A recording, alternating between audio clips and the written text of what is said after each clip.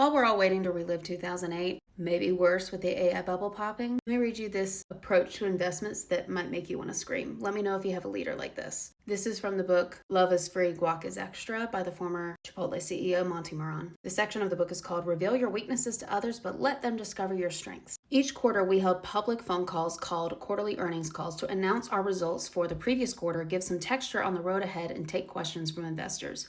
We started with a prepared statement and then took questions. I always wrote these prepared remarks with the goal of being totally honest and crystal clear. I never wanted investors to be overly optimistic after reading my comments. If they were, that would send the share price up more than was warranted, only to lead to disappointment later, accompanied by a falling share price. It could also lead to lawsuits if any investor later thought we overstated the likelihood of a positive future, leading them to make an investment they later regretted. I wanted none of this. I wanted people to have all the information to know exactly where things stood, so they should never feel duped or hoodwinked and never feel that they'd made a mistake investing in Chipotle. I wrote all of the disappointments right into these prepared remarks, and I answered questions asked by shareholders directly and honestly. What was really fun, though, was telling them how much better we should be doing. I focused on what we were doing wrong. I spent very little time talking about our financial accomplishments. They already knew all of that anyway. For instance, I'd share with them that our restaurateur stores had better same-store sales, margins, food costs, and labor costs than the rest of our stores. Then I'd share with them our disappointment that we only had restaurateurs in 25% of our restaurants. I told them that the mere fact that 75% of our restaurants did not have these elite managers running them was a failure of our leadership and that we had to change that. I'd also tell them that our fastest restaurants put 300 people through the line in 1 hour. Then I'd share that our average store only put around 110 through in an hour. I'd tell them this meant we were well short of where we should be operationally. But by doing this, rather than cause them to think I was a fool, they grew confident that I had my finger on the pulse of what we needed to do to keep growing and improving.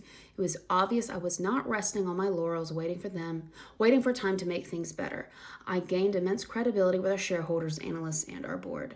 So many leaders sugarcoat results. It is so daft, I cannot understand it. All that does is temporarily pump up the stock, if even that, erode the leader's credibility, and cause investors to question if the leader really knows what's going on. Investors will usually figure out how good you are, but by telling them what's not going well, you'll gain their long-term respect. Then they will sing your praises much more loudly and credibly than you ever could. The worst kind of leader is the one who expresses more confidence in themselves than the situation merits and acts like everything is excellent. Remember my unwritten rule of compliance?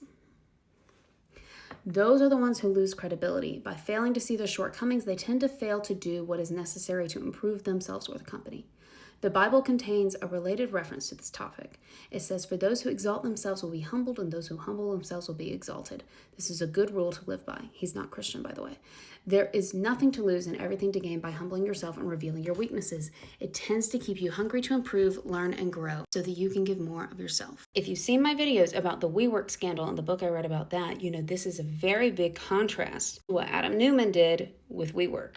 What Monty Moran is doing, the Chipotle CEO, is consistent with what Dr. Adam Grant talks about in his book, Originals, that when you're pitching new ideas, you gain credibility by being honest about the mistakes or the possible risk. Carmen Medina, who I've talked about a lot on here in her book, Rebels at Work, she also talks about how to be a rebel at work, to pitch new ideas, you have to be honest about the mistakes. Otherwise, people think you're delusional and naive. I think that all makes sense. That's consistent with what I know as a psychologist. It also makes me feel more comfortable when I've been in leadership positions, when people are like, this is what could happen and this is what I plan on doing if it does. It's called basic risk management. What I worry about is that even the stakeholders on the board aren't as smart these days. Because I can't even believe it's been almost 10 years since he was CEO of Chipotle, co-CEO. But if you've read The Cult of We and you know what goes on with venture capital in Silicon Valley, you would know that a lot of the evaluations are inflated and that this is part of what caused the internet bubble, the dot-com boom, to end. So many thoughts. Would love to hear some of y'all's.